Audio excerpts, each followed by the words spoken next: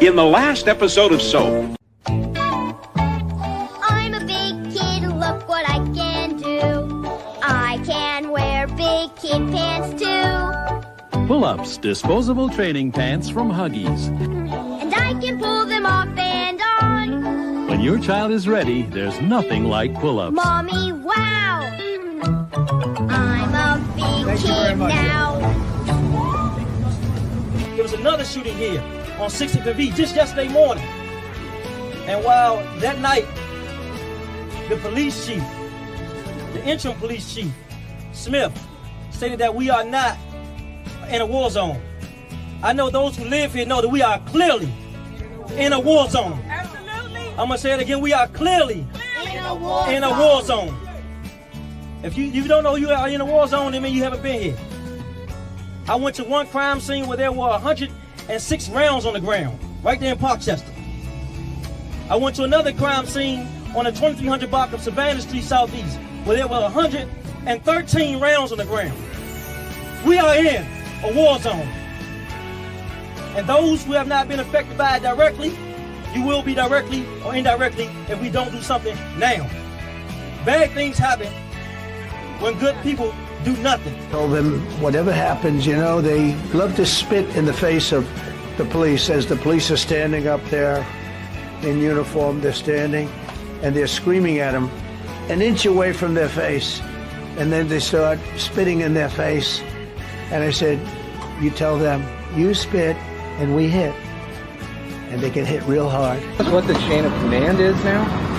What does that mean? They don't know what the fuck they're doing. You understand that? When he says, oh, you know, it's Liberation Day and all of these things, those are, you know, ways of him saying, oh, it's white power, it's what I want to do. Those are racist remarks. His number one targets are cities that are led by black mayors. That's right. His number one targets are cities right. that are sanctuary cities that, you know, support immigration.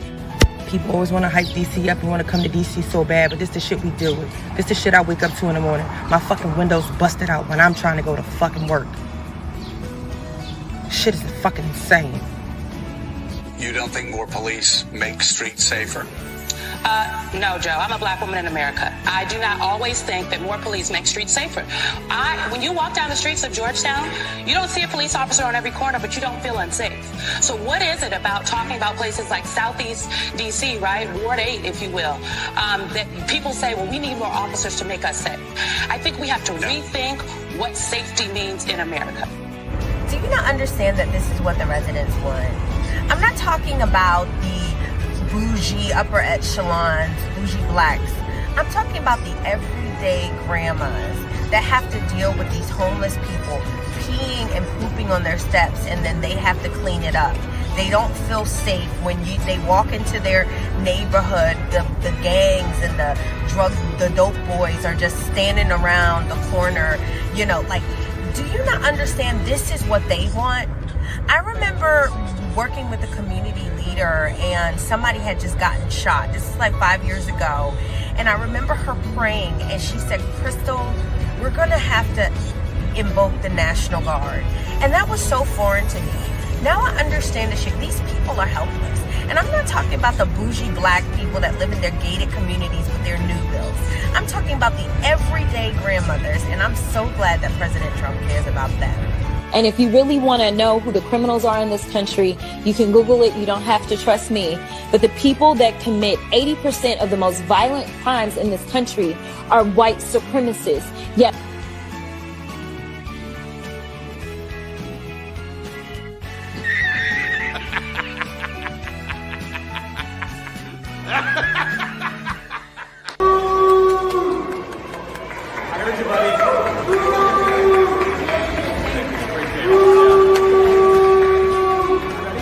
This is the guy who thinks people don't deserve law and order in their own community. President, how did it go? Guys, thank you.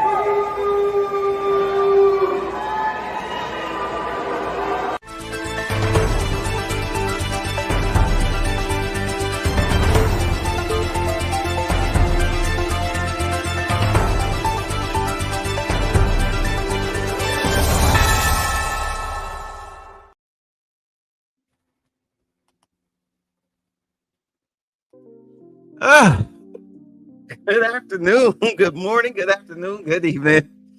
Wherever this video finds you, welcome to TIC. Sorry, I'm trying to work on the new exit while I get all of this done. Oh my goodness, it's hilarious. What interesting times we live in. What interesting times we live in. So at any rate, let's get this done. Let's get this done. So I figure I'd start off with my favorite protest video. Whoop, sorry about that. There we go. Figure I'd start off my favorite protest video before we got to the good stuff. As far as how you handle protesters that like to block the road. Let's get into it.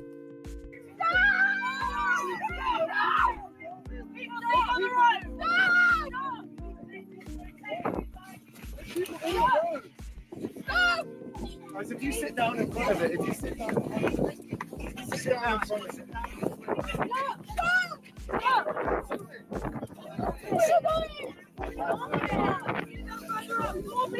Everyone sit down!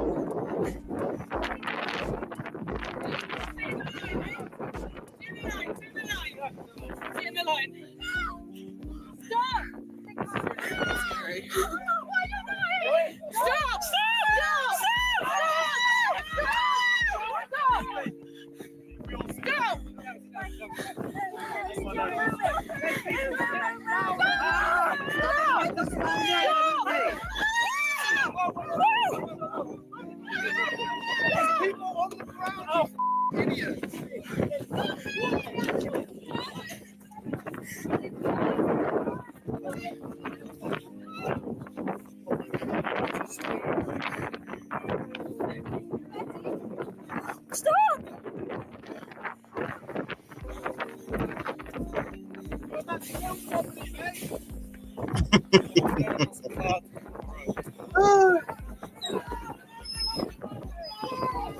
Come on, try to stop the bus.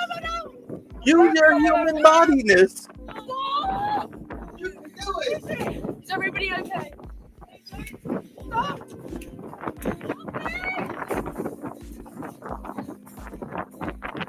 You can do it. I have faith in you.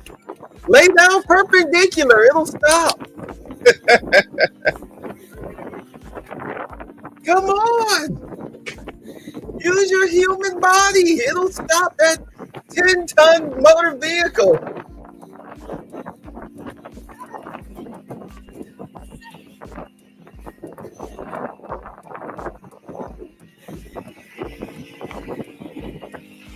You people aren't trying hard enough. You have to be willing to die for your cause. Aren't you willing to die for your cause? No? What's up, Lewis? Oh, well, so much for that. I thought they was willing to die for the cause. Nothing but a bunch of hypocrites. Anyway, so, let's check in. We're going to check in on that was over in Scotland, I believe. I was over in either Scotland or England, one of those lands where now they pretty much surrendered to Islam. They literally have Sharia law in their country. But we're going to head on over here to DC because Trump had a special announcement today as far as his plans for DC, which I think is the same thing that they did with marijuana in Colorado and Washington, where they tested it in 2 states, or they tested it in a state and then decided to make it nationwide. And as we already know, that Trump is already planning on using the National Guard nationwide in order to get rid of the illegals. And I think also they're going to clean up crime. But it's more to it than that. And the funny thing was that I was saying that outside of not wanting to be in front of a judge in 2025 and beyond, at least in Trump's America, you're also looking at a reform. Now, people were crying about Project 2025, and a lot of us didn't even look into it. Let's just be honest. We didn't look into Project 2025. We didn't read that stuff. And the stuff that was coming out, anybody with a modicum of common sense was like, well, yeah, that sounds good. So, yeah, you remember me saying that? Yeah, so here we are. We're starting to see it come to fruition. And also, before we get started, I want to say, like, the reason I took a break, I was very pissed off with the whole Epstein situation, where Trump tried to act like, it wasn't a big deal, knowing damn well it was a big deal. And I still feel, in a sense, that Bondi is a very weak attorney general. I'd rather have Janine Pirro be head of the DOJ, because that woman, she doesn't just wag her fingers and tell you that you're not going to go to bed with dessert, but then she sneaks 2 cookies in your room and pat your head and tell you, well, you got to be a good boy for mommy, okay? No, she doesn't do that. When she says you're not going to bed with dessert, you're also going to get a whooping. You're going to get a whooping on top of not having dessert, and you're drinking water for dinner. At any rate, I was upset with that, but then the other day I was thinking about it. I was thinking about an old saying from Colors. Y'all remember Colors? Remember Sean Penn? He was with the grizzled cop. He was the rookie cop. He was with the old grizzled cop. The old grizzled cop said whooping and no dessert, right? Remember he told Sean Penn, because Sean Penn was trying to catch all the criminals. He's like, yo, man, relax. It was like, let me tell you, like, there were 2 bulls, a young one and an old one, on top of a hill. With a bunch of cows down at the bottom of the hill grazing on the grass. And the young bull was like, Dad, let's run down there and screw some of those cows. And the old bull said to the young one, no, son, let's walk down there and we can do whatever we want. In other words, patience. Take your time. You're in no rush. You're in no rush. We're in month, 8 months and 1 day into Trump's presidency. The Democrats and their flock have been running wild and roughshod all across this country. Even have Maxine Waters talking about the Civil War. Like, first and foremost, girl, shut up. You all have de-weaponized your own party. You've defanged your own party. There's not an ounce of manhood amongst your own party. And the only ounce of manhood that's in your party would be those that are black men. And I'm going to tell you right now, let's say, okay, we're 13% of the population. You cut that in half as far as black men to male to female ratio, let's say 5%. So you got 5% of black men running around in America, and those who are stupid enough to pick up a gun and fight the U.S. military on the behalf of white, lesbian, child molesting, predatory, trans ideologues, man-hating feminists. I would say that's about 0.5%. 0.5% that's willing to die over a lesbian white bitch. I mean, I don't mean to curse, but I'm just being honest, because that's really what you're fighting over. You're fighting on behalf of lesbian white females that hate you. Fat, obese, bull ring, dyed hair, psychotic. That's your leadership. That's who you want to fight for. You really gonna put your black life on the line for them? You got to be crazy. You got to be crazy. You got to be crazy. At any rate,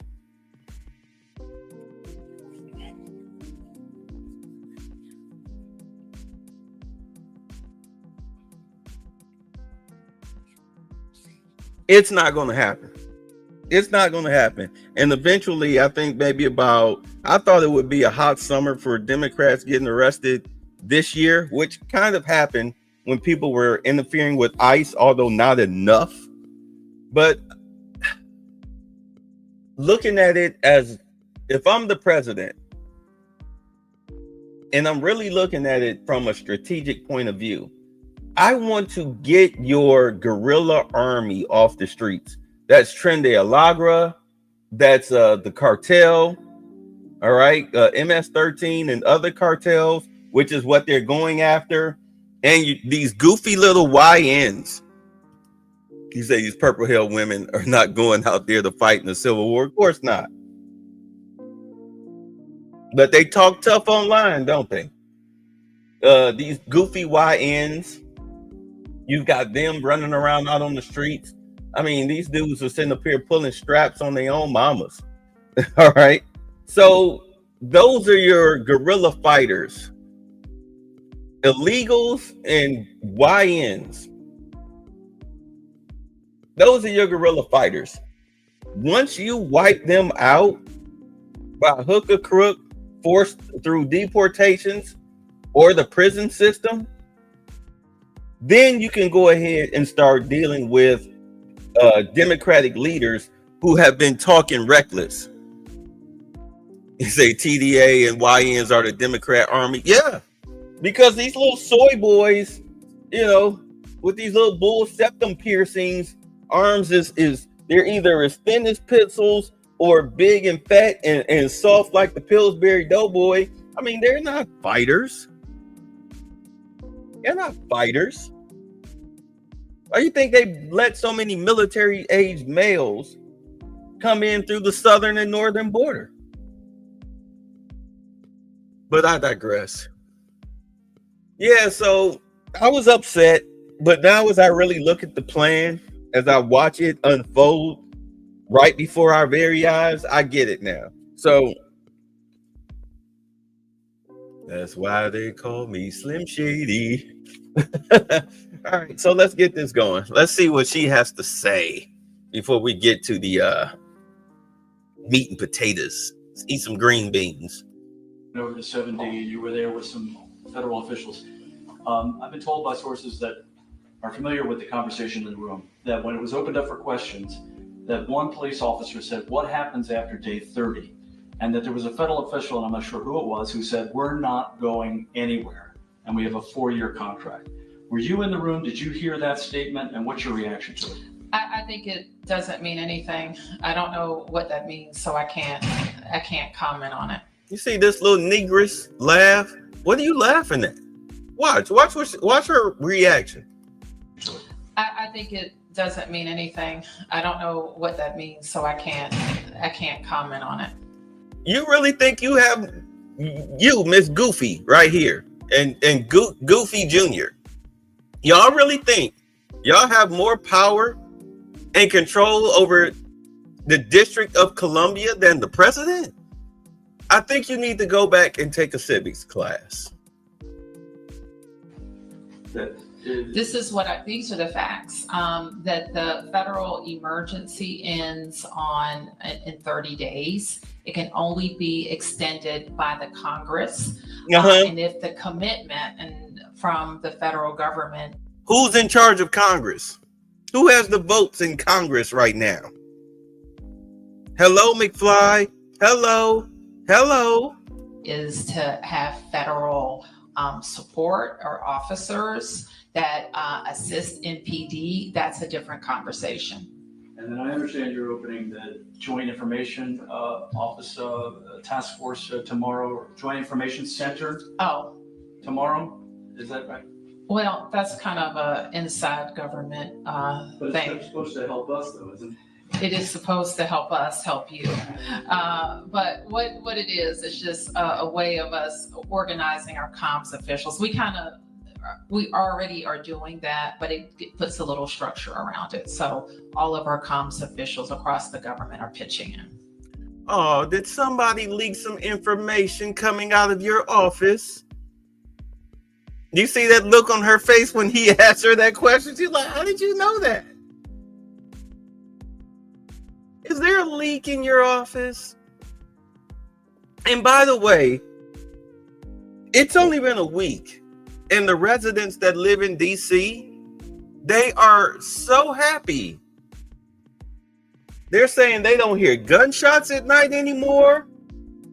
They don't have to worry about their cars getting broken into anymore.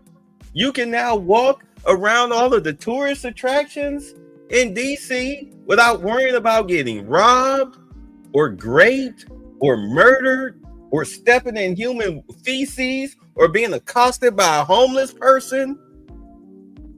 You really think that after 30 days, the people who live in DC, which are congressmen, because a lot of them stay there since they're always there, you think that they're going to say, yeah, let's get rid of this. Let's let the YNs come back and the homeless come back and the illegals. Let's get them come back and cause more chaos. I mean, you know you've lost this battle when you have Democratic news anchors talking about how they were assaulted just going from the parking garage to the building where they were. They have colleagues that can tell stories about how they were mugged or nearly assaulted just coming into the building from the parking garage. That's like going from your detached garage to your house, and you're getting assaulted. Yeah, let's see how that works out. Well, let's go on to the next video, which I meant to talk about this a couple days ago. Yeah. Battle lines are being drawn between the leader of Maryland, the president of the United States, and the chief of the Baltimore FOP.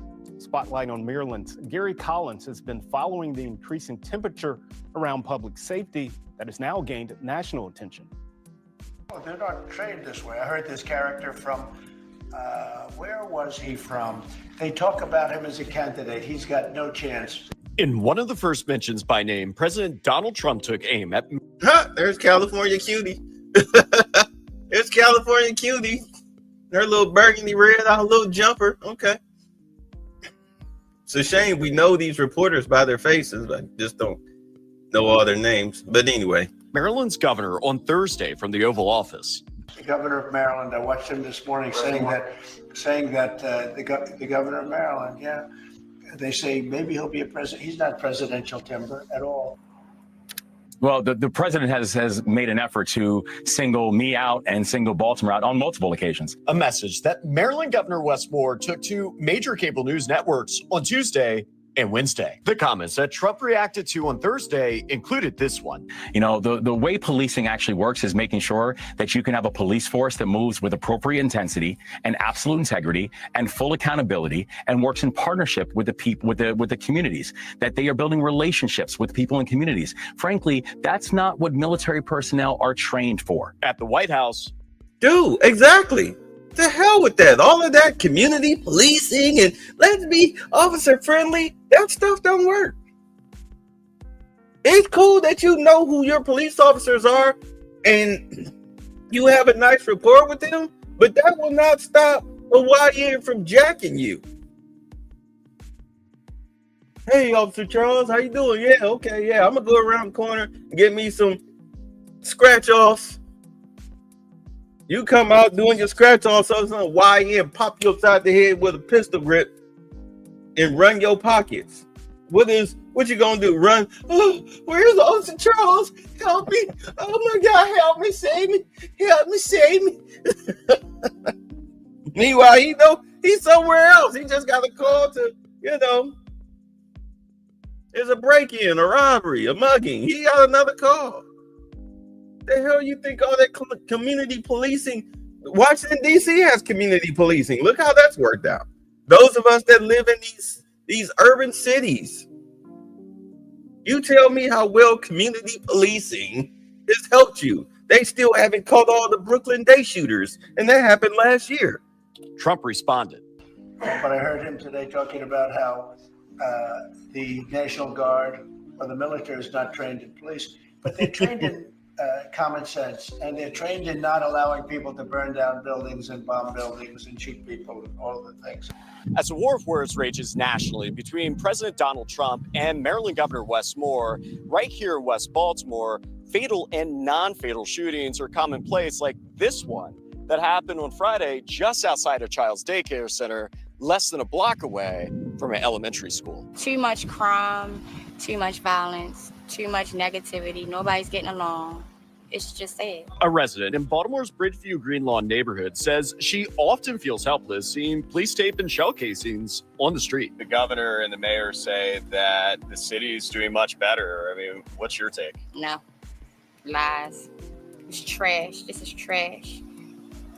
It's not getting better. Nia Gretchen. Right, because they lie about the crime stats.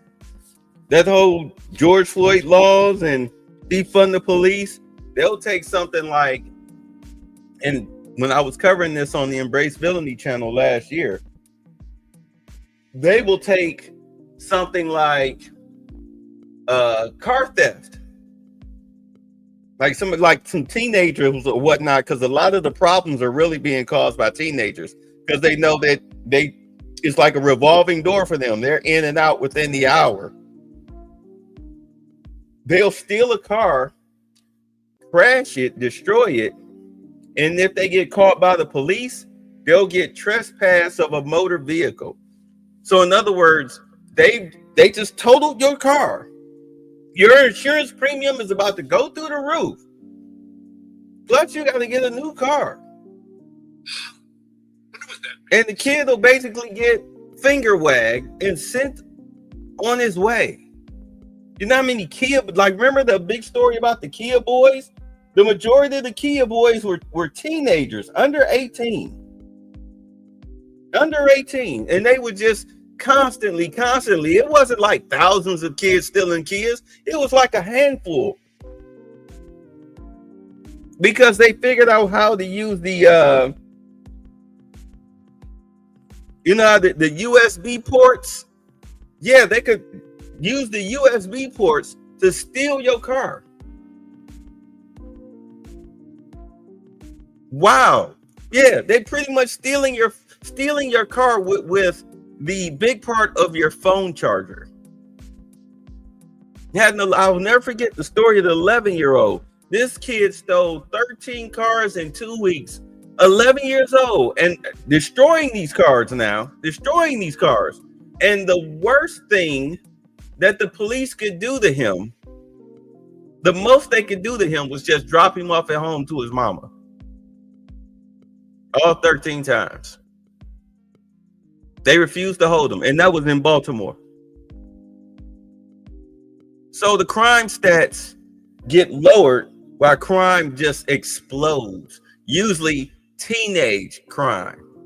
But I digress. Jim, who lives just a few doors down from the shooting discharge, asked us not to show her face because she lives in the community. You know, you're coming home today, police helicopters in the sky, police everywhere doing searches. I mean, is this living?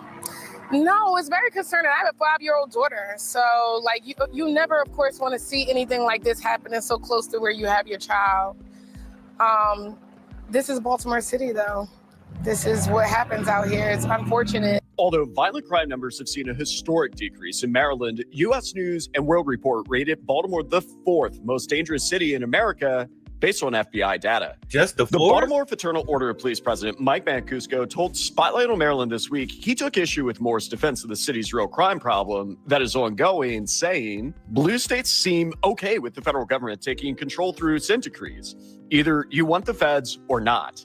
Adding, the federal government is very much involved in the crime fight daily in Maryland and in Baltimore City. I think that the politics around that and comment is silly. The governor responded on talk radio, taking a jab at the Baltimore Fraternal Order of Police president. So we have taken a truly all of the above and holistic approach.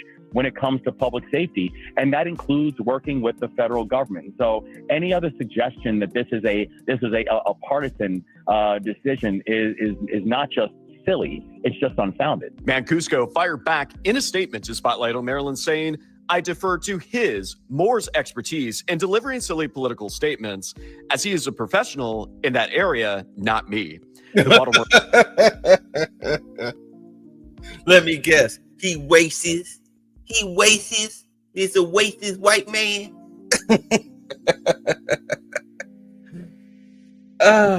Personally, if I was a governor or a mayor and I saw that crime was getting out of control like this, and I stupidly defunded the police and everything, I would have to trade. I would have to switch up. I would have to switch parties or betray my party and be like, you know what? Yeah, we need those. I called all those officers back that quit. I called them back. I look for the National Guard. Yes, come on. Bring ICE. We'll use the police force to help you if we can. Let's do what we do, baby. Let's clean this stuff up, because you want to get reelected. You want to get reelected. You don't want to go out like a Tiffany Henyard. You don't want to go out like a Cantrell down in New Orleans, where she using taxpayer funds to get her swerve on. FOP president adds, "I'm a cop who spent decades working in the narcotics and homicides division in the Baltimore Police Department. The reduction of violent crime didn't come from political actors. It came from blood, sweat, and tears of the men and women of BPD in partnership with State's Attorney Ivan Bates." With temperatures beginning to simmer and Maryland's governor standing his ground, we will continue to follow closely and bring you updates. Well, that can't be true, Lewis, because I still see you, Red Pill Sleeper Cell. Hold on. We'll go on to the next video and I'll take a look here. So, all right. So, yep. Here's the next video. There's the meat and potatoes.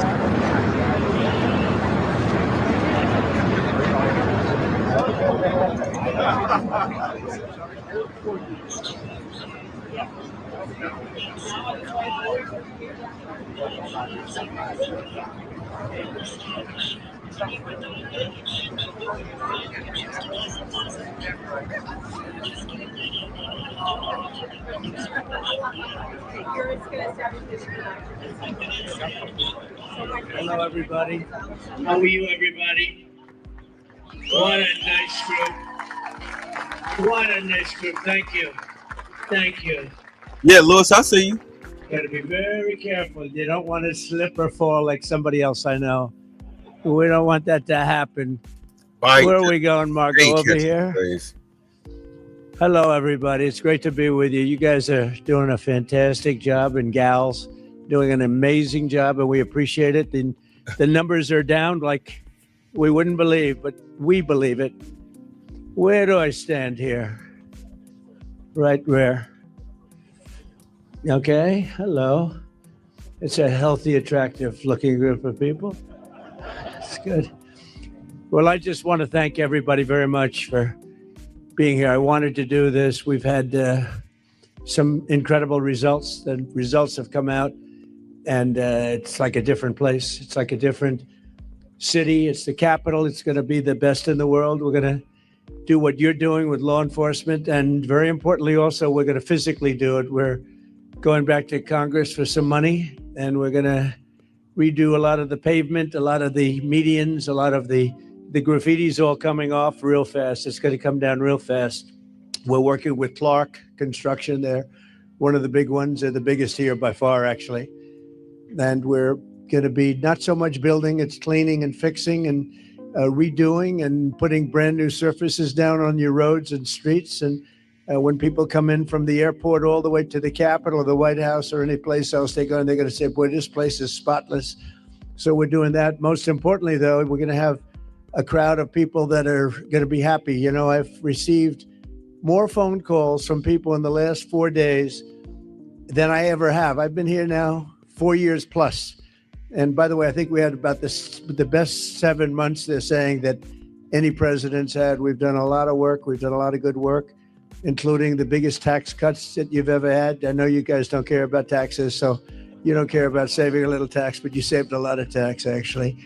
But we've had a great period of time. But I've never received so many phone calls thanking me for what we've done in Washington, D.C., from people that haven't gone to a restaurant literally in 4 years.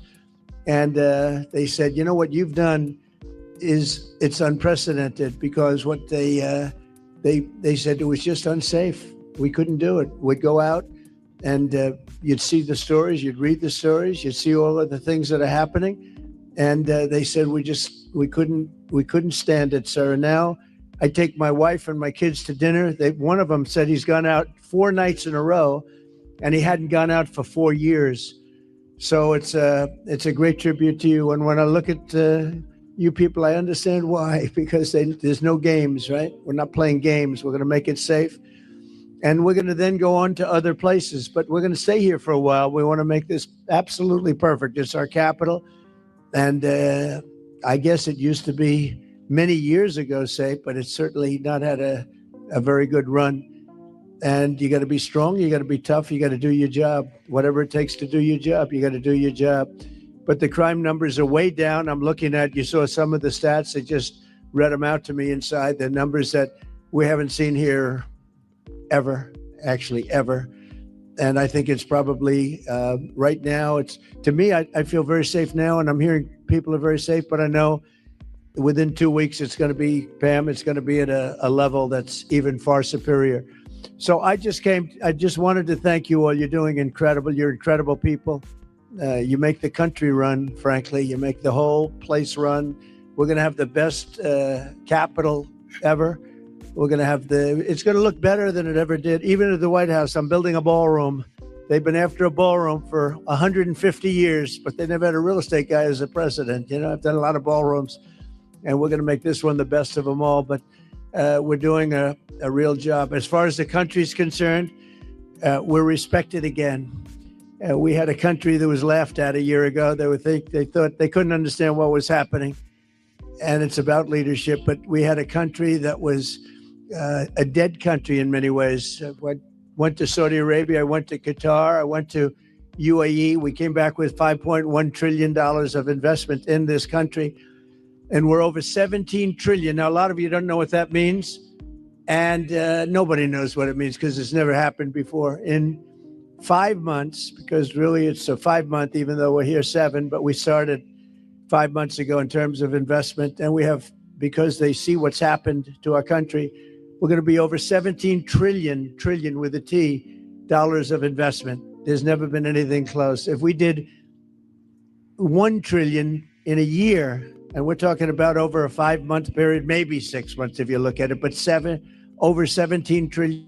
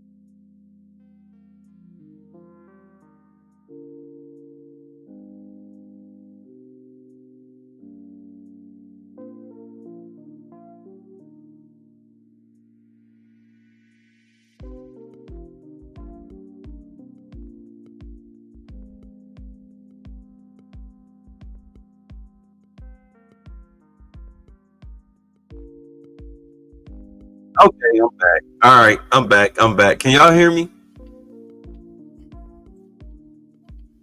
I don't know what it is about this freaking internet.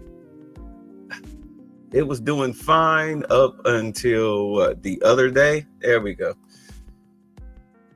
All right. What's up, Unsung? All right, I'm back.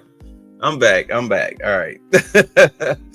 No, you right on time, Unsunken One. All right. All right. I don't know what's going on with the internet, y'all. So, you know, if I go out, it's not my fault. It's not my fault. I'm gonna back it up. I don't know where we're at, so I'll take it back to where he first started talking, because he dropped a bombshell that I had been wondering about concerning these factories. Remember, he was talking about all of the businesses and everything, the factories that were moving here, these foreign international companies. He talked about it for a hot second. So let's pick up. Hopefully we can get it. Let's go. Crime numbers are way down. I'm looking at, you saw some of the stats. They just read them out to me inside. The numbers that we haven't seen here ever. And I think it's probably right now, it's, to me, I feel very safe now, and I'm hearing people are very safe, but I know within 2 weeks, it's going to be, Pam, it's going to be at a level that's even far superior. So I just wanted to thank you all. You're doing incredible. You're incredible people. You make the country run, frankly. You make the whole place run. We're going to have the best Capitol ever. We're going to have it's going to look better than it ever did. Even at the White House, I'm building a ballroom. They've been after a ballroom for 150 years, but they never had a real estate guy as a president. You know, I've done a lot of ballrooms, and we're going to make this one the best of them all. But we're doing a real job. As far as the country's concerned, we're respected again. We had a country. You know what? As he speaks about DC, I mean, you want to do a ballroom, that's fine. That's weird that the White House doesn't have a ballroom, but I digress. I'll say it again. DC, the capital, Washington, D.C. should be as safe as your bedroom. It should be as safe as your bedroom and as clean as your bathroom. Well, you know, I mean, some of y'all are kind of nasty, but Washington, D.C., you should receive the maximum penalty for crime. DUI, whatever the max is, there is no probation. You're doing 2 years, bro. You want to steal, you're doing 6 months to a year, bro. You want to litter, you're doing 60 days, bro. You should be scared to commit a crime in DC, especially with all these cameras. You should be hunted down with all of these cameras. This is the capital of the greatest country in the world. You should be literally be able to leave your VCR on the porch overnight. I mean, I'm pretty sure you can now. It's an outdated mode, but you get what I'm saying. Y'all get the reference. Y'all in that age bracket, but you should be able to sleep with your doors unlocked in DC, just like you can in Dubai, okay, just like you can in parts of Japan like Tokyo. I mean, anywhere that's the capital of where the head official, the president, the dictator, wherever they live, especially in a first world country, it should be the safest place on earth, the cleanest place on earth, the modernist place on earth. Your foreign dignitaries, they all have to come trampling through there. Or you get out the cab here, take your shoes off, put on these slippers. Our sidewalk's so clean, we don't even walk with shoes on them. Put your shoes in a bag. I know I'm being ridiculous, but you get what I'm saying. What's up, Mosh? Yeah, you called me, but I had to reject the call because I was doing this. And it's fine, you know, deal what you got, do what you got to do. You said, I want to be able to leave my 10 layers at this player outside. Yeah, let's go. That was laughed at a year ago. They thought they couldn't understand what was happening. And it's about leadership. But we had a country that was a dead country in many ways. Went to Saudi Arabia. I went to Qatar. I went to UAE. We came back with $5.1 trillion of investment in this country. And we're over 17 trillion. Now, a lot of you don't know what that means. And nobody knows what it means because it's never happened before. In 5 months, because really it's a 5 month, even though we're here 7, but we started 5 months ago in terms of investment. And we have, because they see what's happened to our country, we're going to be over 17 trillion with a T, dollars of investment. There's never been anything close. If we did 1 trillion in a year, and we're talking about over a 5 month period, maybe 6 months if you look at it, but over $17 trillion. We're building plants, auto plants, AI plants, all sorts of plants all over the country. I'm giving them the right. Lee Zeldin's done a fantastic job. We're giving the right to build. Now, pay attention. Pay attention. This is very important because he's talking about all these jobs that are coming into the country for unskilled laborers, which makes up the largest percentage of the U.S. workforce is unskilled laborers due to education.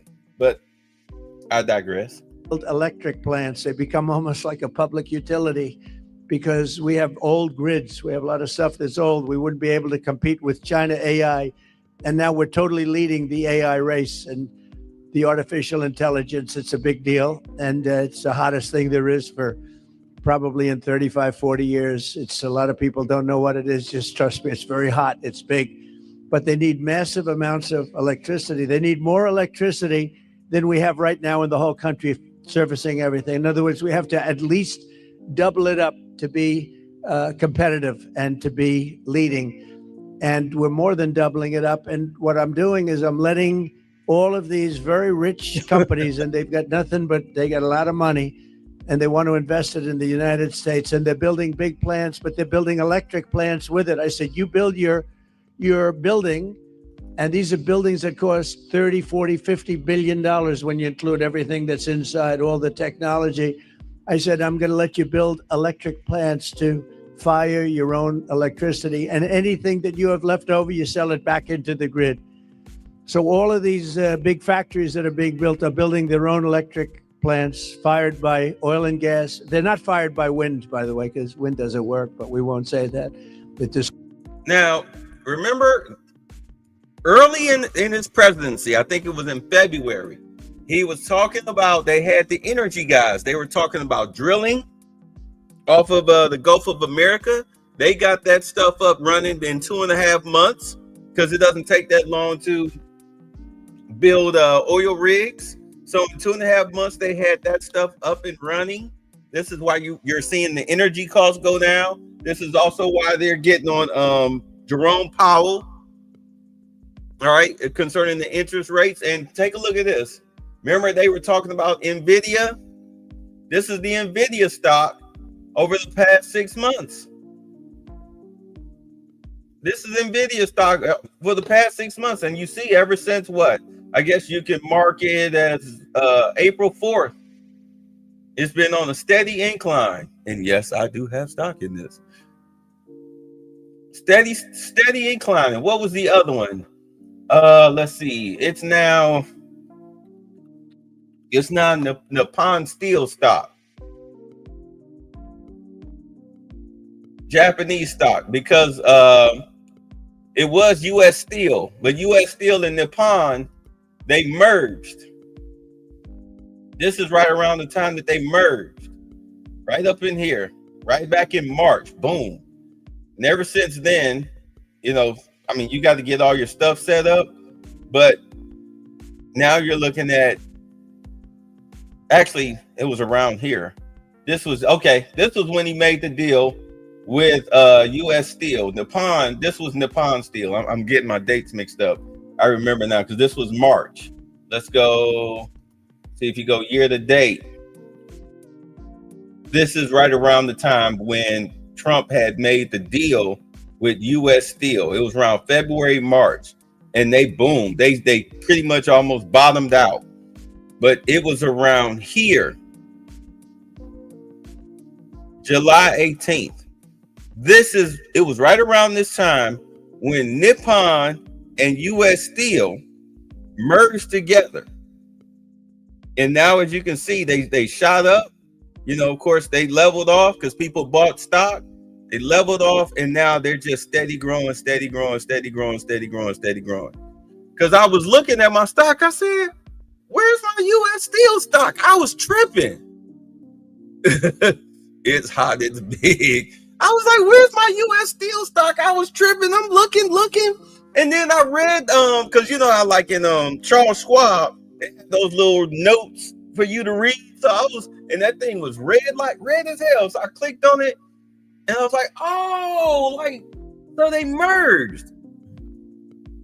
Right. They got those big plants. They're building them. They're not these little factories, little Amazon plants. No, these things are big.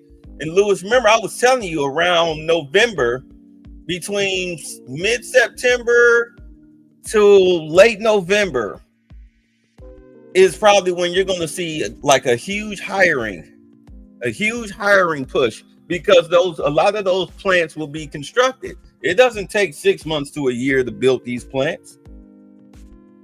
It doesn't. With today's automation, you can have those things up and running within 2.5 months.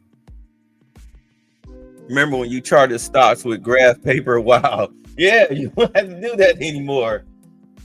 But yeah, so Nvidia and Nippon Steel are two things that you should really invest in. I've got my Apple stock. Apple has been up and down. It's been more down than up.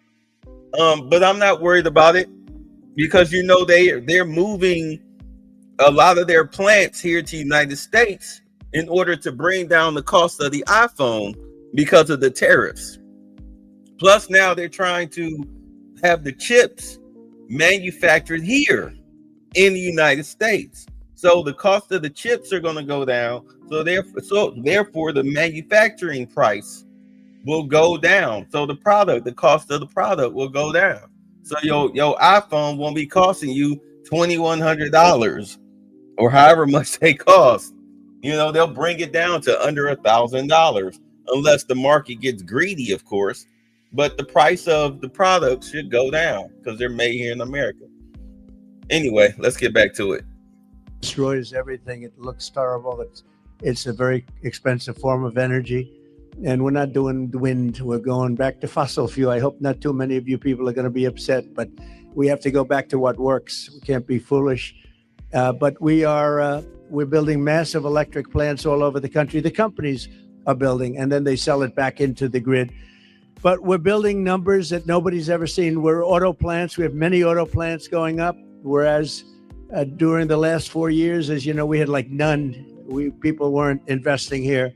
So where they weren't investing and they were leaving. But I just finished by saying this. So I was with the King of Saudi Arabia. I was with all of the NATO leaders a couple of weeks ago, and they are putting up. Yeah, you're right. My bad. The whole stock thing, that's for entertainment purposes only. We do not give out stock advice. We are not brokers or money handlers or anything of the sort. We just like to talk about the things that we see. Up not 2%, but 5%. They said 5% of GDP. That's a lot of money. They'll have trillions of dollars put up. They were putting up 2, but they weren't paying it. Now they're putting up 5, and they're all paying it. And they all said the same thing. They said, 1 year ago, your country was dead. We never thought it was coming back. And now you have the hottest country anywhere in the world. These are the leaders of other countries, the prime ministers and the presidents, every one of them said essentially the same thing, said we had a dead country, and we felt that way, and we were. And this place was emblematic of it with the crime, the horrible crime. And, I watch these phony reports. We were on the way back. They weren't on the way back. It was worse than ever just a short while ago. But now it's going to be, I think right now, it's better than it has been in years. And in a couple of weeks, it's going to be even far better than that. And everybody's safe now. Everybody feels safe. And they're all coming in. And people are now coming in. They're making reservations to come in. They want to be in Washington, D.C. One of the things we're going to be redoing is your parks. I'm very good at grass because I have a lot of golf courses all over the place. I know more about grass than any human being, I think, anywhere in the world. Yeah, I mean, he used to hang with Snoop Dogg. I had to throw that in here. And we're going to be regrassing all of your parks, all brand new sprinkler systems, the best that you can buy, just like the Augusta. It'll look like Augusta. It'll look like, more importantly, Trump National Golf Club. That's even better. But we're going to have all brand new, beautiful grass. Like everything else, grass has a life. Do you know that? Grass has a life. We have a life and grass has a life. And the grass here died about 40 years ago. So we're going to be rebuilding all of your parks, and it's going to happen fast. It's going to go up like a miracle. So you do the job on safety, and I'll get this place fixed up physically. And we're going to be so proud of it at the end of 6 months. But let's say at the end of a year, this place will be maxed out in terms of beauty. You'll have all new surfaces. You'll have all new medians. Everything's going to look beautiful. A lot of your signs are going to be taken down. They've been up for 40 years. They look like hell. They're barely standing up. They're falling off their holders.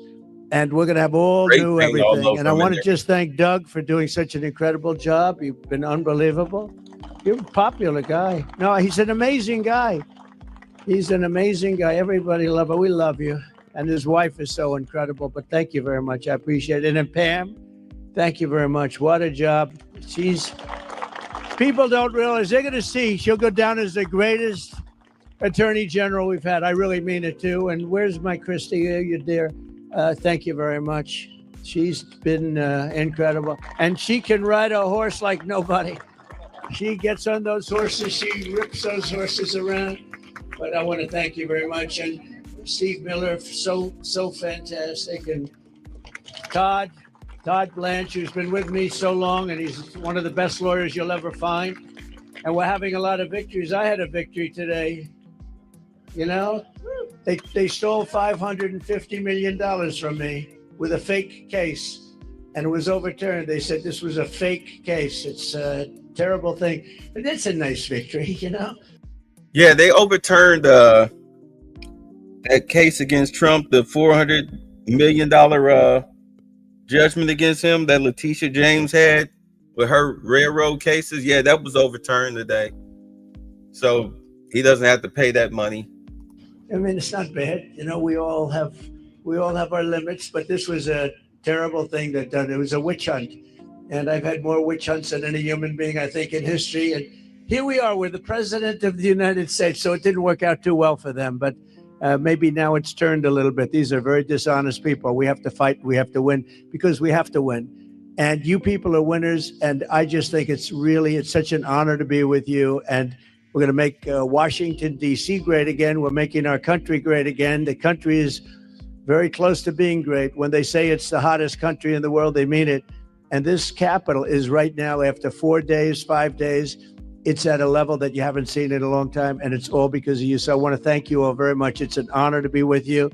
And we'll always be with you. We're going to be with you for as long as I'm around. You're going to be treated as nobody more important. And thank you all very much for being here. Thank you. Thank you very much.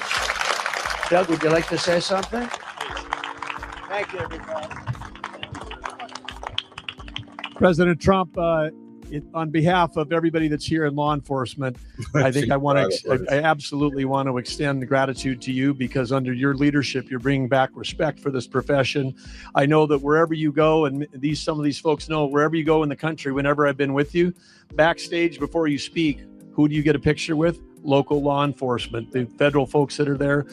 You have always, in turn, your entire life supported law enforcement, and that makes a difference. These people know that. And the other thing, of course, for everybody here, President Trump's ended 6 wars. He's brought taxes down, regulations down. He's brought record foreign investment like he was talking about. He's done all of those things in 6 months. But what does he really care about? You hear him talk about the wars. He wants to end the killing. And here in D.C., he wants to end the killing. He wants to end it in every city in America, because if we're the greatest country in the world, you shouldn't be afraid to be able to go out for dinner. He cares about the people that live in this city and in every city, and that's why this is happening right now, and this is what leadership looks like, that in a matter of a week, this is a message to every city in the country, and it's a message to every capital in the world that America, the greatest country in the world, is going to have the most beautiful capital and the safest capital in the world because of all of you. So thank you, everybody that's here tonight. Thank you, President Trump, for making it all possible. Yeah, DC is just going to be the starting point. It's just the starting point. Thank you all. President, I'm looking at all these faces. They're out here every single night. I'm getting to know everyone on a first name basis. All of our great Metro PD, General Blanchard with the Guard, all of our federal agencies are out here, our amazing park police. They are working hand in hand to make DC safe. They're out here working midnights every night because they love our country, they love our city, and they love you. They're all telling me that. Are we going to get to meet look at them getting a thumbs up. They're all out here going, are we going to meet the president? I told you. So, and I think you brought some food for him, didn't you, President? So we have great hamburgers cooked by the White House, and we have pizza that I said, don't do it in the White House because we went to a place that makes the best pizza. So we'll concede, but we have a lot of it. So we're going to have some fun. We'll eat, and I'll eat with you, and we're going to have a little fun. We're going to celebrate, but then we're going to get back to work, and we're going to take care of these criminals. We're going to put them where they have to be. You're going to say, don't play around with us. Don't play around with us. So let's go have something to eat. You're going to like the hamburgers. Would you rather have hamburgers from the White House or pizzas from a good place, huh? I think you want, they want the hamburgers. Have a good time, everybody. Thank you very much. Christy, thank you very much, Charlie. Thank you, everybody. Thank you.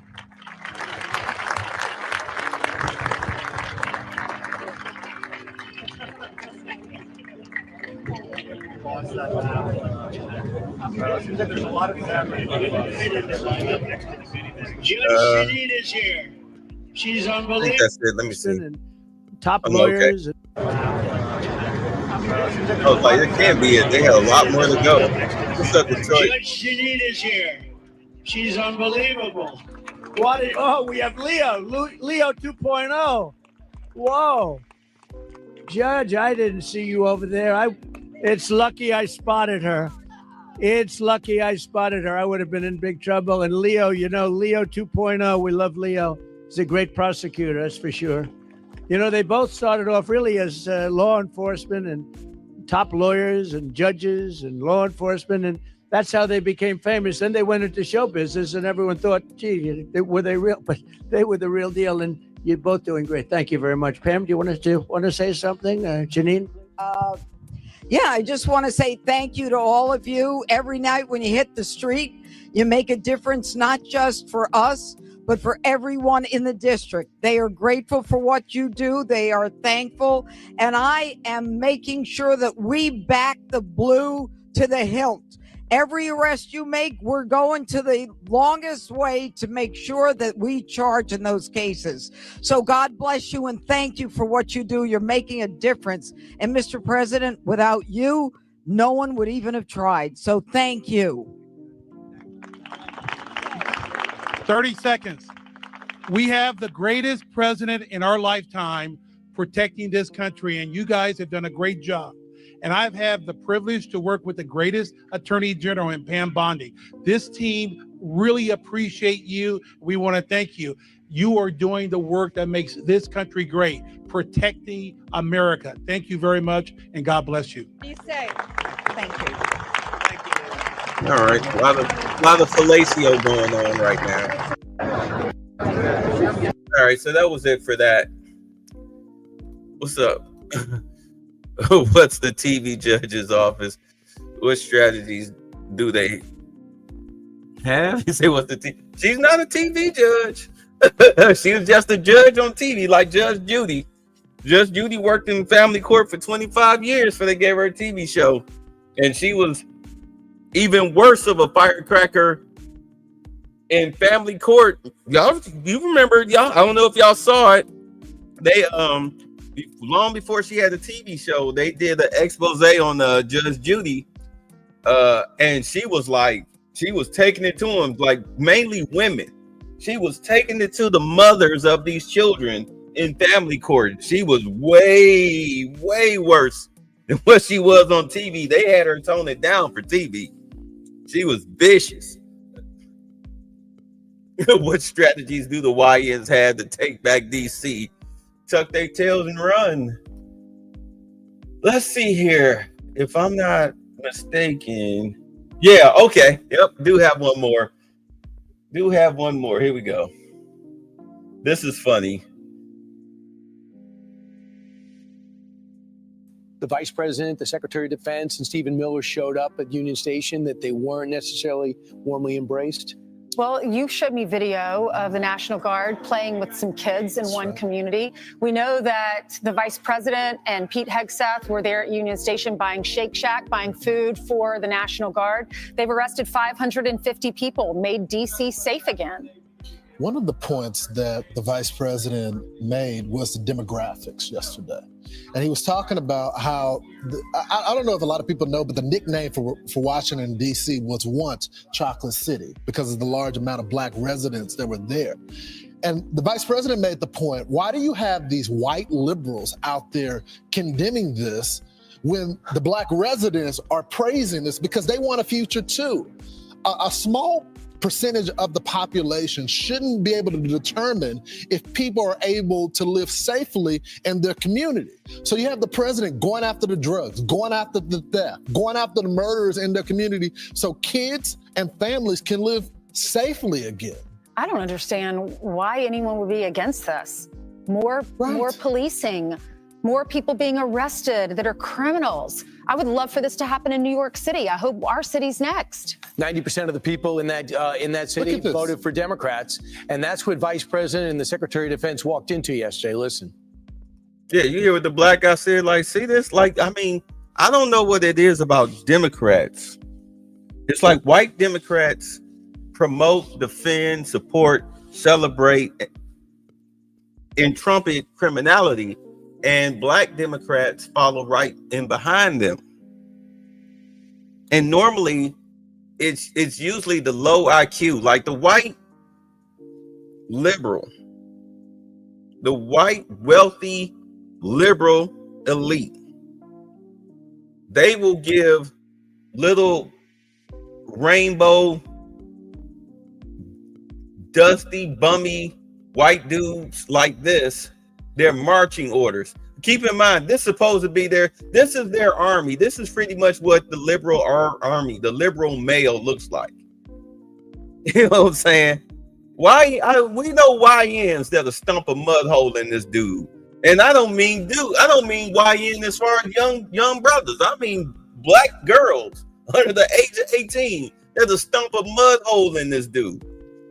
Stump a mud hole in this little ginger. This is their male army.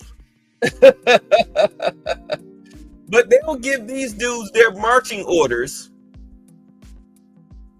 Them and their white female counterparts, their low IQ, low finance, making under $30,000, living off of the government. They'll give them their marching orders. They'll attend the paid protest because a lot of these white people, it seems like every other day they're protesting something that Trump is doing because they're being funded. They actually get paid to protest. They get on a bus. They get bussed into a place like DC to stand here with these signs and everything.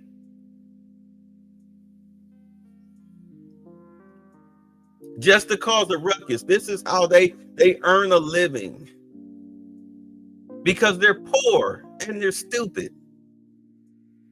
And they're very racist, by the way.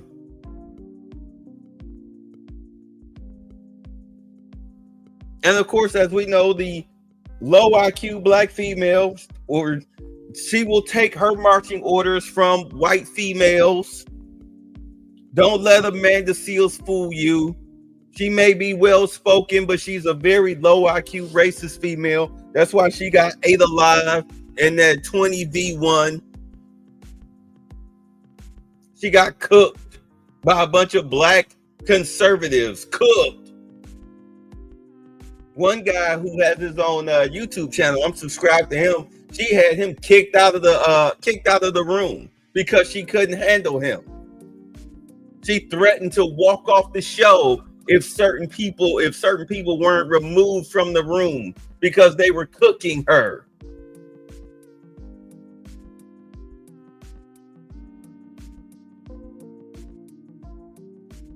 Anyway, into yesterday. Listen.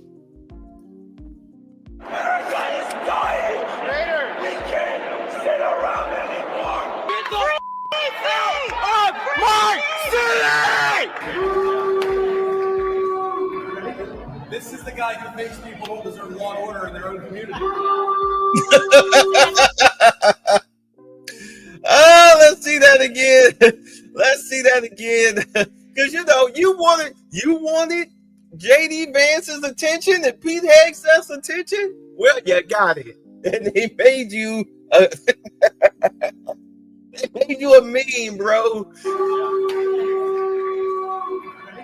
This is the guy who makes people don't deserve law and order in their own community.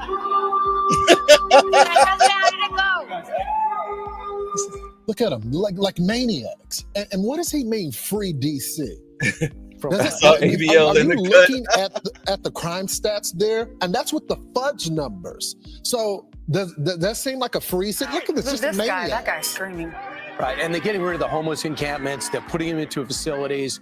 They're cleaning up the city so it's not an embarrassment when world leaders come.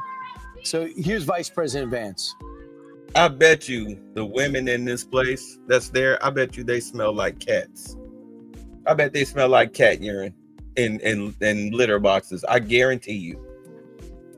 If you just take control of these cities, you can make them safe places to live in. So your pal Gavin Newsom calls this an abuse of power, that this is just a power grab, and this is all stunt for show, and that you all are going to roll through other cities. You've heard things about, martial law is going to be declared. Yep. And to that, you say?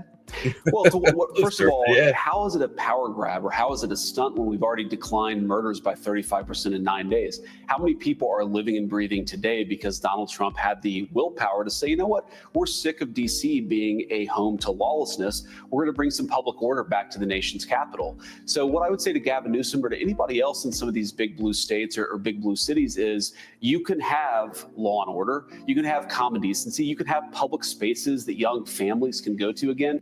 Just would love. Hold on, let's take it back. I like this headline. How is it a stunt when murders are down 35%? And then Gavin Newsom, who the Democrats really want to push out there as the presidential candidate, please put Gavin Newsom on the stage with JD Vance. I dare you. I double, triple dog dare you, mother effers. Say what one more again. What does JD Vance look like? Does he look like an itch? Woo! Please put him on a debate stage with JD Vance. I double dog dare you. I will put all the sticks on my shoulders and dare you to knock them off. Take your time. Knock them off one at a time. No, don't knock them all off at once. Take your time. One at a time. Go ahead. Go ahead. Because as soon as you're finished, it's over for you. It's over for you. And I doubt that he'll be able to run for president anyway, because in all honesty, if I'm Trump, once I clear out California, once I get the criminal illegals out of California, get those numbers down, like down. I'm running an audit on the state of California. What did you do with that federal money for that railway project? What happened to that money? I'm running an audit on you, and every penny better be accounted for, because if it's not, embezzlement, bro. You're gonna see the inside of a prison cell. You ain't gonna be like Diddy at the end, hugging the chair, crying, "Oh, thank God they only got me for buying the box." No. You doing that minimum 25. I would definitely be throwing cases. I'm putting cases on all y'all being Pelican Bay.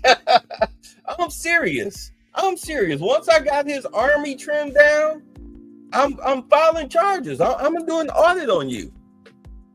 I'm gonna do an audit on you. I'm gonna do an audit on Brandon Johnson. I'm gonna do an audit on Michelle Wu. You still got the situation with Tim Walz up there in Minnesota, where the guy who killed the congresswoman and her husband and shot 2 other elected officials who survived, wrote a letter to Kash Patel implicating Tim Walz in these assassination plots. So he said Tim Walz gave him a hit list. You notice they've been awfully quiet on that. You see, yeah, you know why Newsom backed off of the LGBTQ, and it's not even the rainbow bandwagon. You know what he backed off of the trans wagon, because that's Trump's biggest thing. That's his biggest thing is the trans situation, because he knows that those colleges and the state of California, as much as he say, well, we produce the most money, bruh, you're losing money. You're hemorrhaging businesses left and right. Hemorrhaging businesses out of the left and right. I think one of the ice cream companies or whatnot, they this morning said that they're pulling out of California. You already got In-N-Out Burger pulling out of California. Five Guys pulling out of California. Hollywood is looking to move somewhere else. Like the whole studio situation, they're looking at pulling up stakes out of California.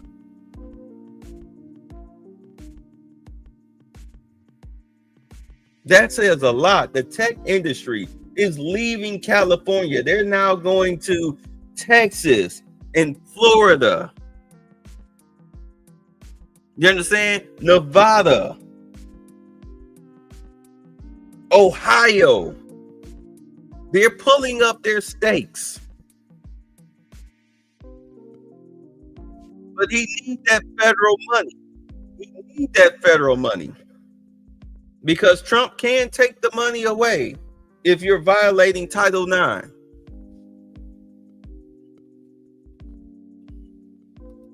But you know, he's a wishy-washy. This is why his nickname is New Scum, and it's been New Scum since he said he was, 8, 9 years old? He never shook it. Running around here sleeping with his friend's wife and everything. Man, bruh. Ooh. Spaces that young families can go to again. I just would love recruiting, a massive recruiting move to replace the National Guard with cops. They're about 1,000 cops down. So if you could change, if Jeanine Pirro can, Judge Jeanine can change the laws, and then you can get 1,000 more cops in, and you could sign them up, get those incentives in. So when they come in and do these city operations, they can leave more cops in their wake. The problem is a lot of these liberal cities, they don't like the cops. They don't support them. They demonize them. I spent maybe 3 to 4 years on this network, going to every single liberal city, trying to get their mayors, their representatives to do interviews with me. They wouldn't allow the cops to do it. I have to speak to the union.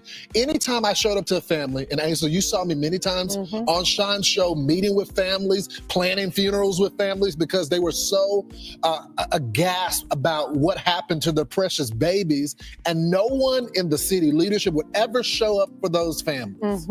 I'm Steve Doocy. I'm Brian Kilmeade. And I'm Ainsley Earhart. And click here to subscribe to the Any rate, here, Lewis sent me something. Let's see here. I downloaded it. And here we go. We had an issue where you had an illegal alien truck driver that got a commercial driver's license in the state of California, employed by a California company, kill 3 people in Florida. This guy didn't even speak English. We're bringing him up on charges. He's going to face a lot. And I can announce, Jesse, that I said initially the company needs to be held accountable. And we've been working with the federal government, and they are pulling that company's license to do business, because you cannot employ somebody who cannot read the road signs. Right. So in all honesty, sorry about that. There you go. Trying to not make him look too much of a dick. No, but you're at a point now where they're starting to do what they should be doing, which is going after these companies. You should be going after these companies for employing illegals to drive their trucks. You need to pull their licenses. You need to fine them $5,000 a head. $5,000 a head. Are you kidding me? It's a new day. It's a new day.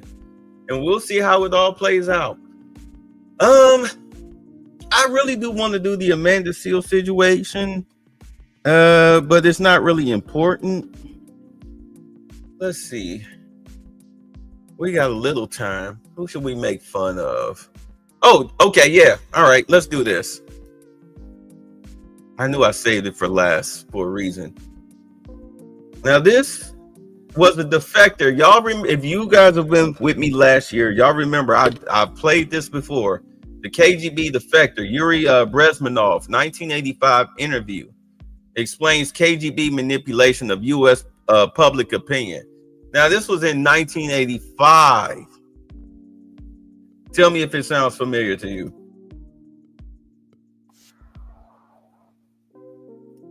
Oh, hold on. Americans don't fully understand. There we go. When the Soviets used the phrase ideological subversion, what do they mean by it? Ideological subversion is the process which is legitimate, overt, and open. You can see it with your own eyes. All you have to do, all American mass media has to do, is to unplug their bananas from their ears, open up their eyes, and they can see it. There is no mystery. There is nothing to do with espionage. I know that espionage intelligence gathering looks more romantic. It sells more deodorants through the advertising, probably. That's why your Hollywood producers are so crazy about James Bond type of thrillers. But in reality, the main emphasis of the KGB is not in the area of intelligence at all. According to my opinion and opinion of many defectors of my caliber, only about 15% of time, money, and manpower is spent on espionage as such. The other 85% is a slow process, which we call either ideological subversion or active measures, активные мероприятия in the language of the KGB, or psychological warfare.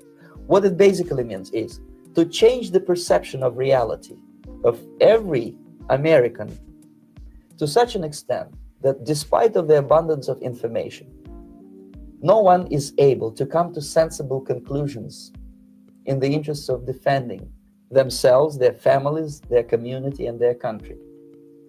It's a great brainwashing process which goes very slow, and it's divided in 4 basic stages. The first one being demoralization. It takes from 15 to 20 years to demoralize a nation. Why that many years?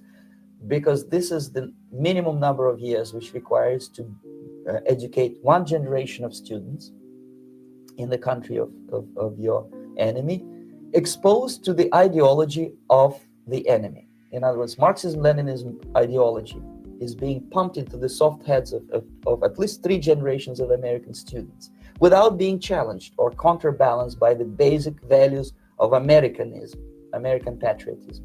The result you can see, most of the people who graduated in the 60s, dropouts or half-baked intellectuals, are now occupying the positions of power in the government, civil service, business, mass media, educational system. You are stuck with them. You cannot get rid of them. They are contaminated. They are programmed to think and react to certain stimuli in a certain pattern. You cannot change their mind, even if you expose them to authentic information, even if you prove that white is white and black is black, you still cannot change the basic perception and the logic of behavior. In other words, these people, the process of demoralization is complete and irreversible. To get rid society of these people, you need another 20 or 15 years to educate a new generation of patriotically minded and common sense people who would be acting in favor and in the interests of the United States society. And yet these people who've been programmed and, as you say, in place and who are favorable to an opening with the Soviet concept, these are the very people who would be marked for extermination in this country? Most of them, yes.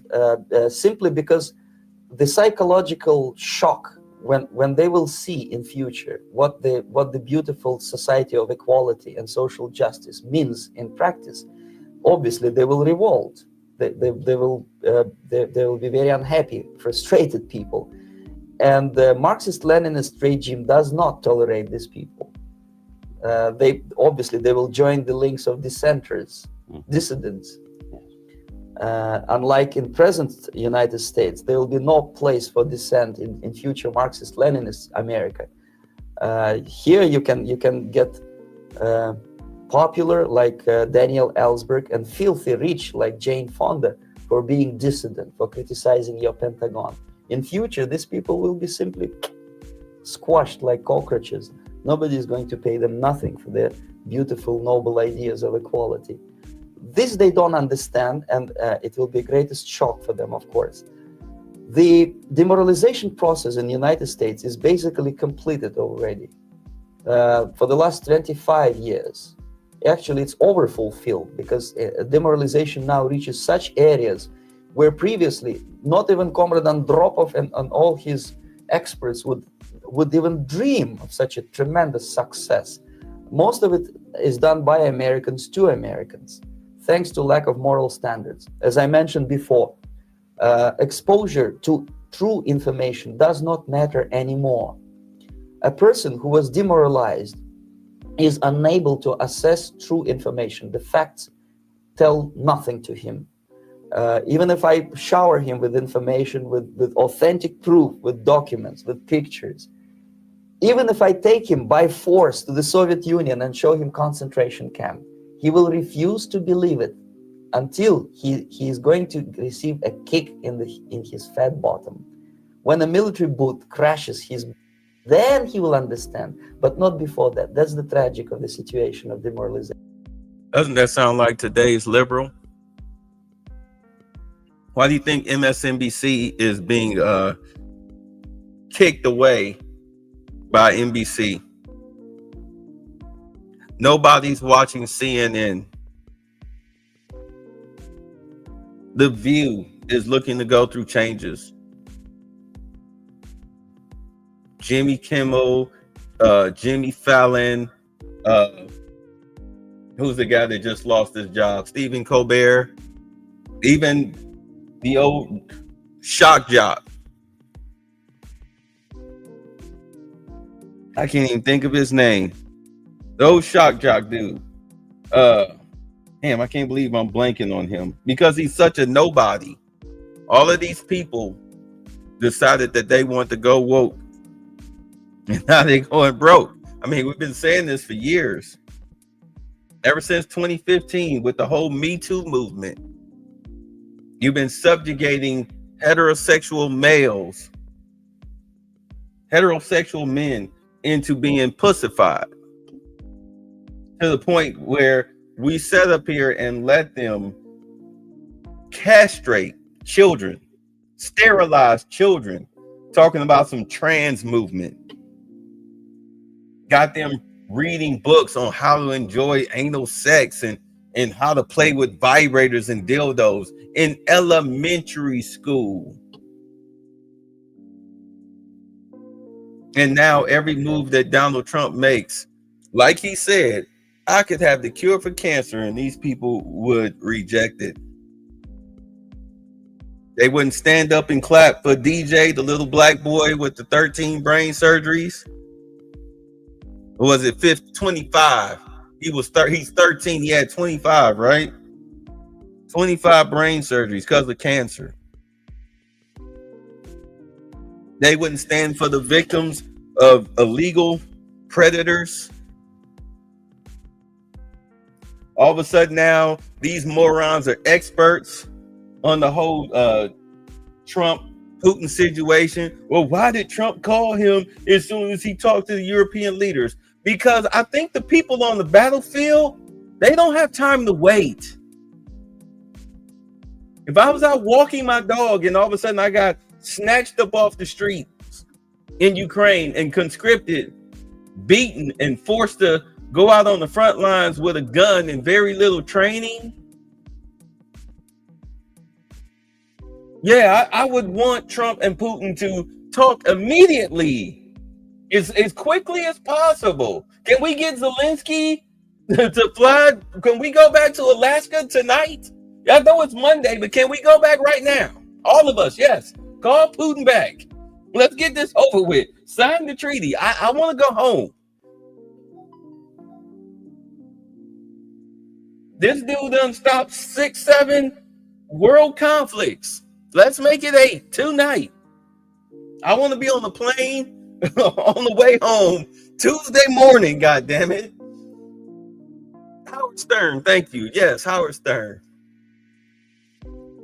But yeah, all these people are falling off. When Trump opened up the media to podcasters such as myself, not that I'm tooting my own horn, but people that have YouTube channels and everything, you saw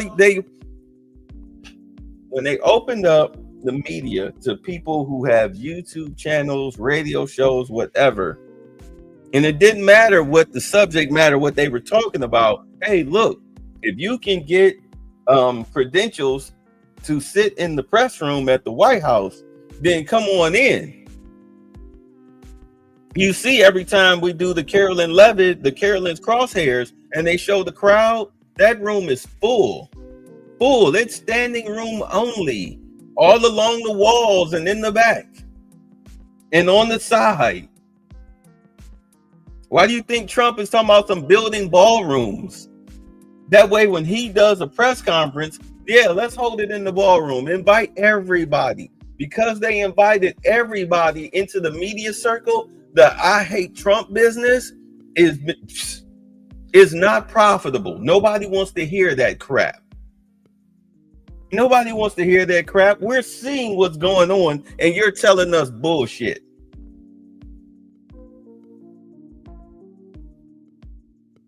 Abby Phillips gonna come out today and besmirch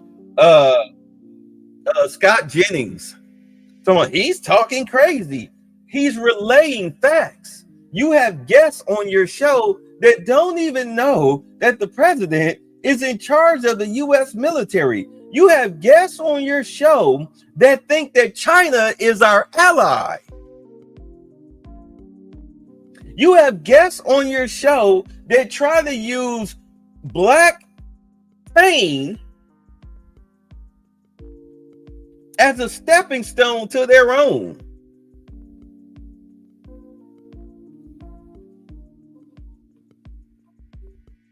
But Scott Jennings is the problem? Chick, if it wasn't for Scott Jennings, nobody would know who you were.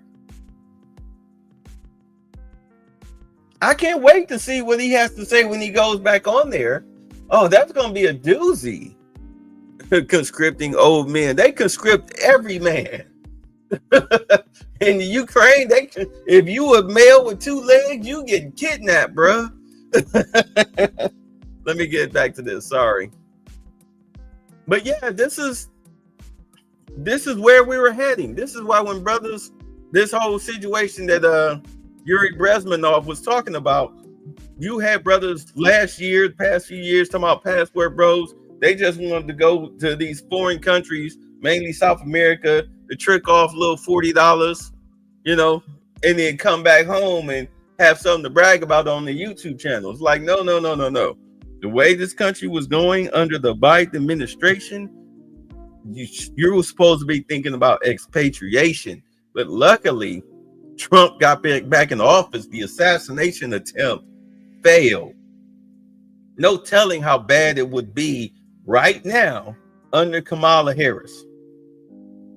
No telling. Oh, and by the way, they're still locking people up for those PPP loans, those fraudulent loans. They're still coming after people. Just so you know, the government want their money back. But yeah, this wasn't about going off the trick. This was about getting the hell up out of here. This place was starting to become a third world country with first world technology almost overnight. So basically, America is stuck with demoralization. And unless, even if you start right now, here, this minute, you start educating new generation of Americans, it will still take you 15 to 20 years to turn the tide of ideological perception of reality back to normalcy and patriotism. You hear that, Lewis? You still here? What did I say? It would take 2 generations. I'll play it back. It's going to take, based on the big beautiful bill where Trump has ended poverty, starting next year by putting $1,000 on the S&P 500 books for every child born January 1st, 2026. By the time they turned 18, they got that money. It's going to take their children before people get their minds right as far as on a collective level. It's going to take 2 generations. 2 generations. Because you're still going to have this new generation coming up that's still going to be trained by this current generation, the current Democratic, if you want to talk black, current Democratic black society. You're still going to, the girls are still going to be trained to be prostitutes, and the boys are still going to be trained to be hypersexualized, violent thugs. All because of poverty. This new class, once they get that money, starting next year, and 18 years, when they get that money, of course they're going to blow through it. Unless you were smart enough, which a lot of people aren't, smart enough to teach your children about financial literacy, investing the money, etc., etc., etc. You're going to have to financially adjust in the next 18 years to what's going on like today. Once that generation, the 2026 kids, once they start having children, that's when the copper tone, all right, that's when the copper tone will set in. The mentality will set in where it's like, okay, look, the old ways ain't working. The old ways ain't working. I need to be smart with this money. I need to invest this money. I need to buy a house. I need to do X, Y, and Z. Why aren't we teaching financial literacy in these public schools? This is why you defunded the Department of Education. It's now in states' hands. It's now in the parents' hands. Knowing everything that's going on now financially with this country, as a parent, you all should be voting to have coding, financial literacy, and that's even covering like home mortgages, loans, etc. Cryptocurrency. You need to start educating your children this. And for those that aren't smart enough to understand that, you need to start putting them in things like HVAC, trucking, construction, electrical. You need to get them in the blue collar fields. You need to bring back shop. You need to bring back shop, car repair, all of that stuff. You need to bring computer programming, all of that stuff. You need to bring that back. So that way, when these kids turn 18 and they got that money, all right, they can go ahead and set up shop, turn that money into a business. Sanford and Sons car repair instead of a junkyard, unless they selling vintage stuff from the early 2000s, the late to early 2000s, 90s, whatever. But they can hang up their own shingle. They can choose to go to college. They're not struggling as they go out here and try to get a job in the new job economy that's coming up, that by the time they turn 18, whatever it is, you're not kicking them out and they're broke. They can afford to be on their own. But you have to teach them the skills. High school should be teaching them the skills, so that way they can make a decision to go to college or not. And for those who don't want to go to college, they should be educated enough to handle a basic job that's going to feed, clothe, and house them, on top of the money that they'll have access to from the S&P 500. But that's what CNN and MSNBC and The View and all those other channels don't want to talk about. They want to keep you mired in the bullshit that doesn't serve you at all. To turn the tide of ideological perception of reality back to normalcy and patriotism. The next stage is destabilization. This time, subverter does not care about your ideas and the patterns of your consumption. Whether you eat junk food and get fat and flabby, doesn't matter anymore.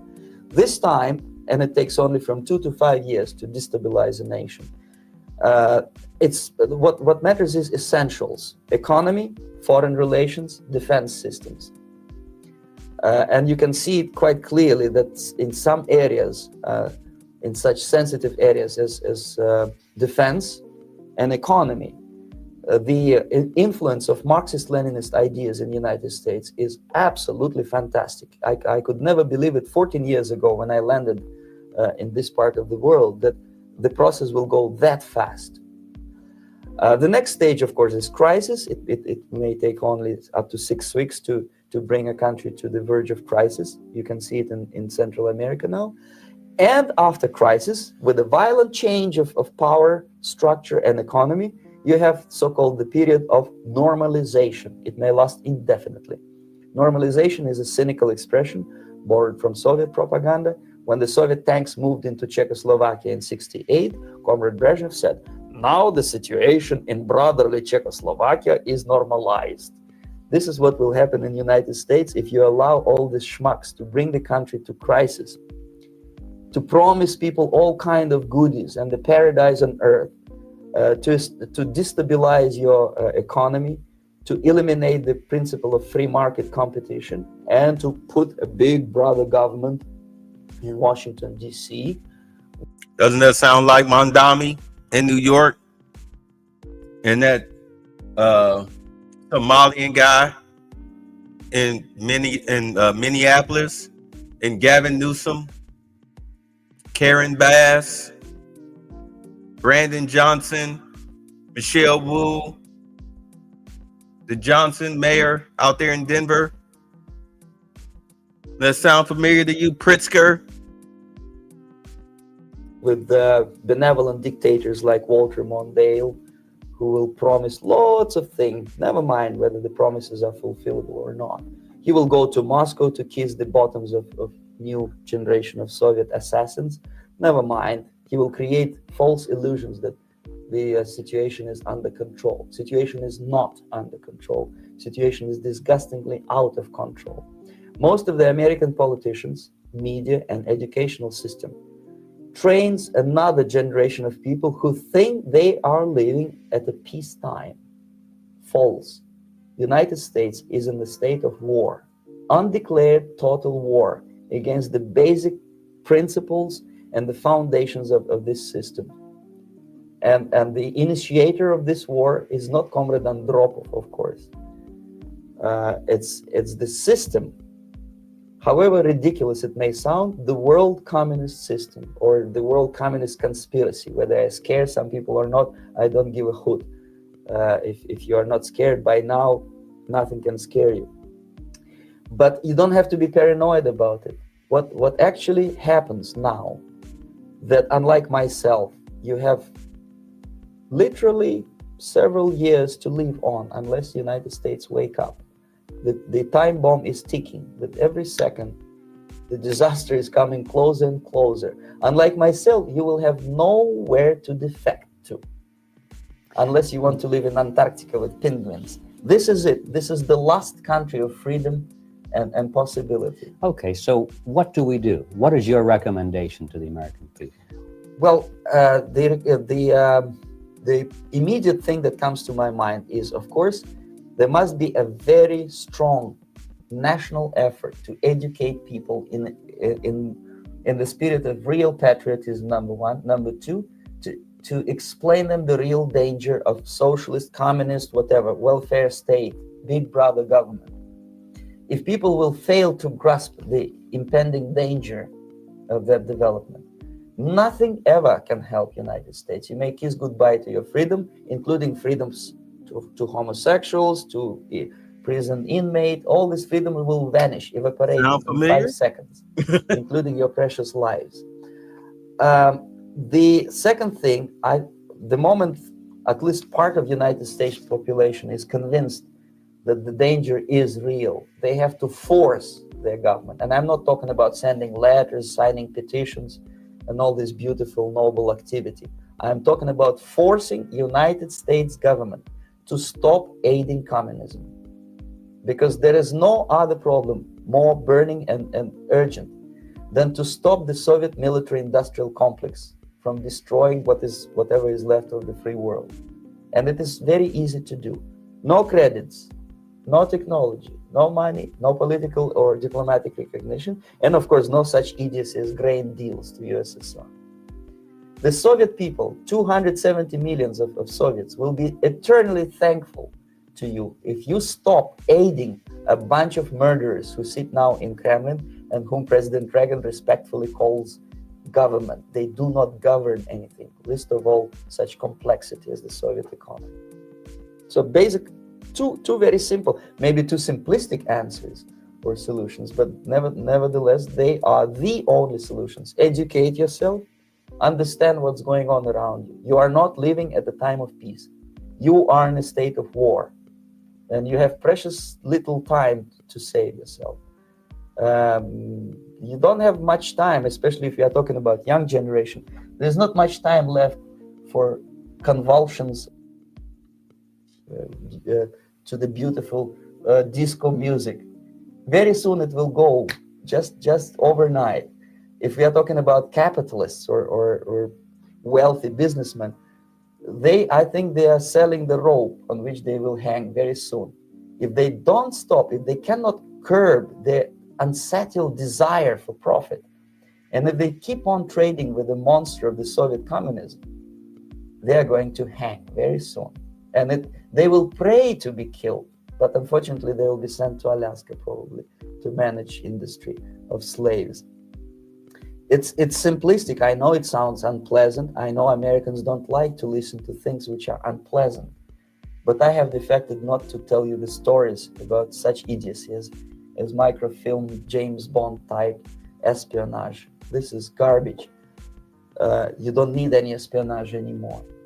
I have come to talk about survival. It's a question of survival of this system. You may ask me, what is it in for me? Survival, obviously, because as I said, I am now in your boat. If we sing together, we will sing beautifully together. There is no other place on this planet to defect to.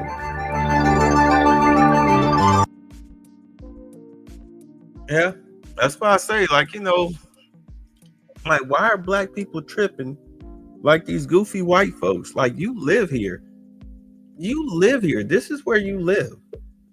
Where else you gonna go? You gonna go to Africa? They don't like you. And the conditions are 10 times worse. That's a lot of third world country in over there. Despite all the beautiful buildings and infrastructure that you see, there's a lot of third worlding over there outside of those cities. Just like the Philippines. Yeah, inside the city, yeah, pictures looks nice. But go out to the provinces. Same thing with Bangkok, Thailand. Same thing with Thailand. Go outside them cities. Go into those provinces.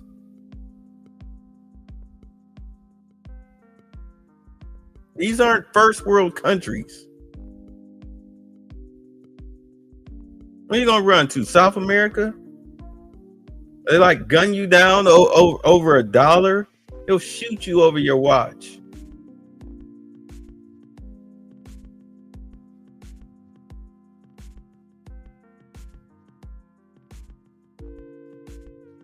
Home is where the heart is, and home is where you need to build.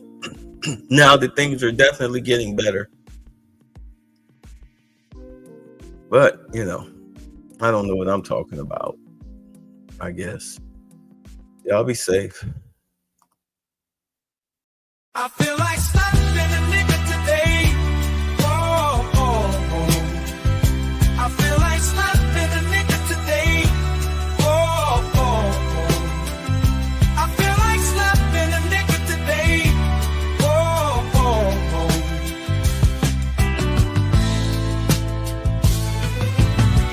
These motherfuckers on the road, where the hell they learn to drive. Jive turkeys at my job, about to get a cool, cold, mean five. Should've took the day off. Might slap my boss, my own damn kids, pissing me off. As if I hadn't had enough. Chipotle fuck my goddamn order up. I'm fed up, I'm fed up, I'm fed up. I feel like slapping a nigga today. Whoa, whoa, whoa. I feel like slapping a nigga today.